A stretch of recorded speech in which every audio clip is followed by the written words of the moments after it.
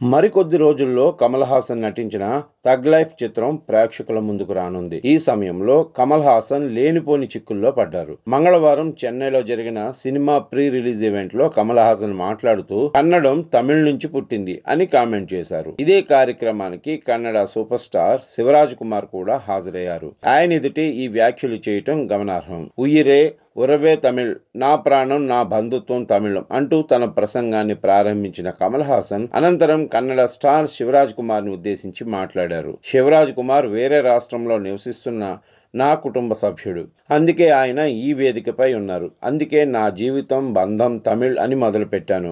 మీ భాష తమిళ నుంచి పుట్టింది కాబట్టి మీరు కూడా దానిలో భాగమే అంటూ కమల్ హాసన్ కామెంట్స్ చేశారు. అంటే కన్నడ భాష తమిళం నుంచి ఉద్భవించింది అన్నట్టుగా కమల్ హాసన్ కామెంట్స్ ఉండటంతో కన్నడ ప్రజలు తీవ్ర ఆగ్రహం వ్యక్తం చేస్తున్నారు. కన్నడ రాష్ట్ర బీజేపీ అధ్యక్షుడు విజయేంద్ర యడియూరప్ప స్పందిస్తూ కమల్ హాసన్ సంస్కారం లేని వ్యక్తి, కన్నడ భాషను అవమానించారంటూ మండిపడ్డారు. మాతృభాషను ప్రేమించడం మంచిదే కానీ ఇతర భాషలను అవమానించడం సంస్కారం కాదు అని ఆయన పేర్కొన్నారు. కన్నడ సహా అనేక భారతీయ భాషల్లో నటించిన కమల్ హాసన్ తన ప్రసంగంలో తమిళాన్ని గొప్పగా చెబుతూ శివరాజ్ కుమార్ ను అందులో భాగం చేయటం కన్నడను అవమానించడం అహంకారమే అవుతుందని ఆయన అన్నారు. ఒకవైపు కమల్ హాసన్ తన సినిమాను ప్రమోట్ చేయటానికి బెంగళూరులోని ఒక వేదికపై పాల్గొనబోతున్నారని తెలుసుకున్న కన్నడ అనుకూల సంఘాలు ఆయనపై నల్లసిరా విసిరి నిరసనను తెలియచేయాలని అనుకున్నారట. అది తెలుసుకున్న కమల్ కార్యక్రమానికి హాజరు కాలేదని తెలుస్తుంది. కమల్ హాసన్ తన వ్యాఖ్యలపై సరైన వివరణ ఇవ్వకపోయినా